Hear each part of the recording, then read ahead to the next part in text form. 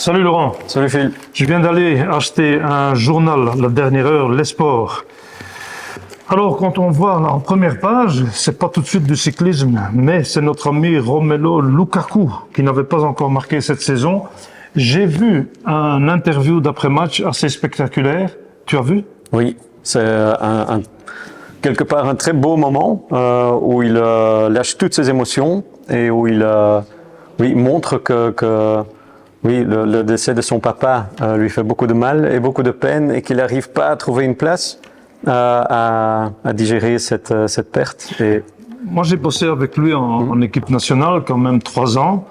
J'avais jamais vu ça. De la façon dont il s'est exprimé, et c'est la preuve, pour moi personnellement, mais je pense que tu es sur la même longueur d'onde, que c'est un grand bonhomme au sens propre et figuré, mais que tout compte fait, n'importe quel être humain, et certainement d'un sportif de haut niveau, à un moment donné, les émotions, ça vient, ça explose, et c'était le cas de Romelu cette fois-ci, quoi. Ouais, mais c'est la perte de son papa, et je pense que ça fait... Oui, et puis le fait qu'il n'a pas joué, qu'il a été blessé, la Coupe du Monde arrive tout doucement, il revient maintenant dans le parcours. Je pense que, mais c'était émotionnel, et comme tu dis, c'était même un peu beau à voir qu'ils réagissent comme ça. Est-ce que c'est tabou dans le football de parler de ses émotions de cette façon-là, ou est-ce que... Pour moi, non, parce que c'est un peu mon truc de former, et du moins d'essayer de former des jeunes talents au point de vue mental.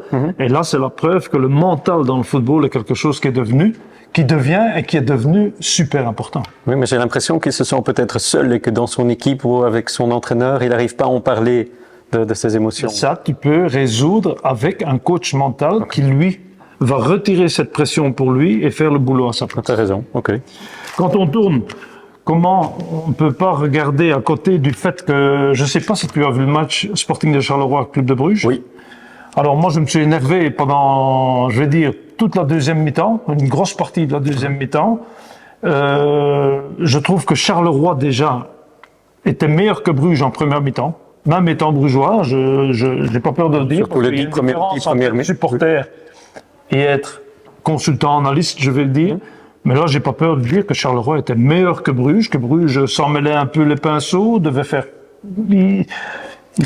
Crispé, suracté, il voulait plier le match un peu trop vite. Charleroi était meilleur, on a peut-être oublié par moment de plier le match avec leur occasion. Mais ce qui se passe en deuxième mi-temps, je te donne l'exemple. Je donne la première phase où je me suis déjà énervé, la carte rouge devant Kerkhoven.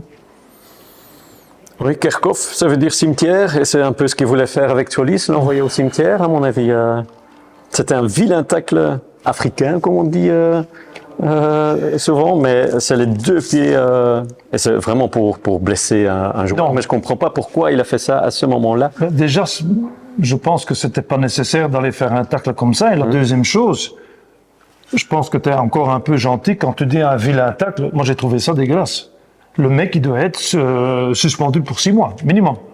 Ça n'a rien à voir avec le football. Tu ne vas jamais m'entendre beaucoup dire des choses pareilles, mais là, et pour les gens qui n'ont pas vu ou qui l'ont vu une fois à la télé, qu'ils aillent revoir l'image au ralenti, c'est affreux, c'est impressionnant. Solis, il peut remercier qui sais-je là-haut, en disant merci, je peux continuer à jouer au football. C'est vrai. Qu'est-ce qui t'a encore dérangé? Ce qui m'a dérangé, la deuxième chose, après le match évidemment, mais pourquoi le penalty? Il y a tout un truc là, le staff de Charleroi ils disent à un moment donné, surtout après le match, que c'est un léger penalty. Oui, mais léger ou grave, penalty, c'est penalty. J'ai revu les images une par une tout doucement, il va quand même se mettre sur le pied, il marche sur le pied de Tressoldi, je pense, qui tombe. Il y a penalty, il faut pas en faire un mystère. Mais ce qui m'a dérangé, et je ne sais pas si toi vraiment tu l'as vu, c'est avec le gardien Koné, comment il a fait pour gagner du temps, etc. Oui. Après, je vois Aurélien Schedler qui dit on ne peut pas gagner à 13 contre 10. Je vois Hans Cornelis qui après le match vient faire des propos où il dit c'est un scandale, vous avez tous vu qu'on a été désavantagés, etc.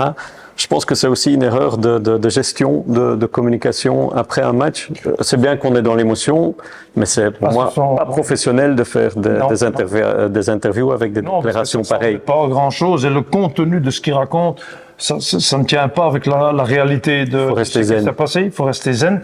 Je pense que Charleroi, tout compte fait, avec tout le respect parce que j'adore ce club, je connais beaucoup de gens là-bas, il s'est tiré un peu une balle dans le pied, Oui. Charleroi, et que les émotions ont pris le dessus en fin de match. Oui, surtout que je crois que Charleroi dérange en Pro League. Mais non. C'est pas du tout le cas quand Mais même. non, ce n'est pas le tout le cas. Au contraire, je trouve qu'avec la venue de Hans Cornelis, qui en Oui, tant c'est ça. que jeune entraîneur belge reçoit sa chance, c'est chouette pour la Jupiler League. Voilà. Mais dans ce cas-ci, ils se sont tirés une balle dans le pied. On en reste là pour aujourd'hui. Je pense bien, oui. Ciao mon ami. C'est fait.